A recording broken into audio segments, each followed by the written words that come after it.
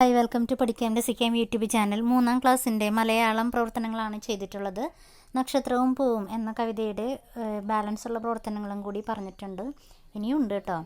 അപ്പോൾ ഇന്നത്തെ ക്ലാസ്സിൽ പറഞ്ഞത് കുറച്ച് ചോദ്യോത്തരങ്ങൾ പറഞ്ഞിട്ടുണ്ടായിരുന്നു. വിനയം എന്നർത്ഥം വരുന്ന വാക്ക് കവിതയിൽ നിന്ന് കണ്ടെത്തുക. എന്താണ്? താഴ്മ. ഈറൻ എന്ന വാക്കിൻ്റെ അർത്ഥം എന്താണ്? നനഞ്ഞ എന്നാണ് അർത്ഥം വരുന്നത്. പാര് എന്നതിനർത്ഥം ഭൂമി. തല എന്ന വാക്കിന് പകരം ഉപയോഗിച്ചിരിക്കുന്ന പദം ശിരസ്. ആകാശം എന്ന വാക്കിന് പകരമായി ഉപയോഗിച്ചിരിക്കുന്ന വാക്കുകൾ ഏതെല്ലാം? മാനം, വ്യോമം. ഇനി കണ്ടെത്തി എഴുതാം. ചെടിയുടെ മിഴികൾ ഈറനായത് എപ്പോഴാണ്? ആകാശം മിന്നിത്തിളങ്ങുന്ന നക്ഷത്രത്തെ കാണിച്ച് മുക്കുറ്റിയോട് ചോദിച്ചു. തന്നോട് മത്സരിക്കാനുണ്ടോ എന്നും ഇതുപോലെ തിളങ്ങുന്ന വല്ലതും ഉണ്ടോ എന്നുമാണ് ചോദിച്ചതെന്ന് എഴുതിക്കോളൂ കേട്ടോ അവിടെ.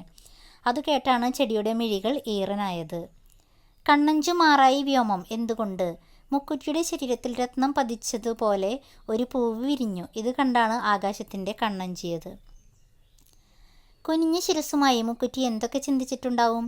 ഒരുപാട് നക്ഷത്രങ്ങളുള്ള ആകാശത്തെ കാണാൻ എന്തു ഭംഗിയാണ്. എനിക്കും നക്ഷത്രത്തെ പോലെ മിന്നിത്തിളങ്ങുന്ന ഒരു പൂവുണ്ടായിരുന്നെങ്കിൽ എന്തു ഭംഗിയായേനെ.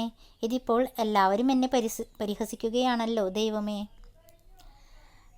ആശയം കണ്ടെത്താം, എഴുതാം. ഇല്ലായ്മ സമ്മതിക്കുമ്പോൾ വേറെ വല്ലായ്മ എന്തുള്ളൂ പാരിൽ. ഒരാൾ ചൂണ്ടിക്കാണിക്കുന്ന കാര്യം ഇല്ല എന്ന് പറയുന്നതാണ് ഈ ലോകത്തെ ഏറ്റവും വലിയ വിഷമം. ഈ കവിതയിൽ മുക്കുറ്റി തൻ്റെ ഇല്ലായ്മ സമ്മതിക്കുന്നുണ്ട്.